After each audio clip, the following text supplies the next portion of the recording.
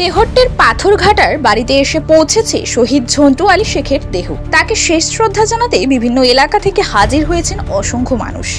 বাড়ির সামনে একটি ঈদগাহ মাঠে তাকে শেষ শ্রদ্ধা জানাতে তৈরি করা হয়েছে অস্থায়ী মঞ্চ। সেখানে সকলে তাকে ফুল দিয়ে শেষ শ্রদ্ধা জানান। শনিবারই তাকে কবরস্থ করা হবে। গান স্যালিউটের মাধ্যমে শহীদ ঝন্টু আলী শেখকে সম্মান জানানো হয়েছে। চোখের জলে ঘরের ছেলেকে বিদায় জানালো তেহট্টবাসী। পেহেলগাঁওয়ের নারকীয় ঘটনার রেশ কাটাতে না কাটাতেই জম্মু কাশ্মীরে জঙ্গিদের গুলিতেই মৃত্যু হয়েছে প্যারা কমান্ডো ঝন্টু আলী শেখের।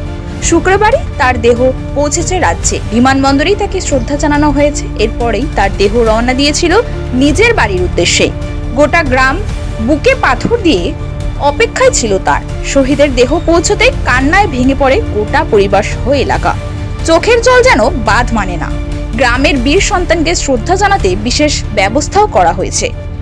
ঝন্টু আলী শেখের প্রতিকৃতি নিয়ে তৈরি করা হয়েছে শহীদ বেদি। তেহট্ট থেকেও উঠেছে প্রত্যাঘাতের স্লোগান। আত্মীয় পরিজন থেকে রাজনৈতিক নেতারাও শনিবার হাজির হয়েছিলেন তেহট্টের শহীদের বাড়িতে। সকলেই এসেছেন পরিবারের পাশে থাকতে। স্বামীর মৃত্যুর খবরও প্রথমে জানতে পারেনি স্ত্রী।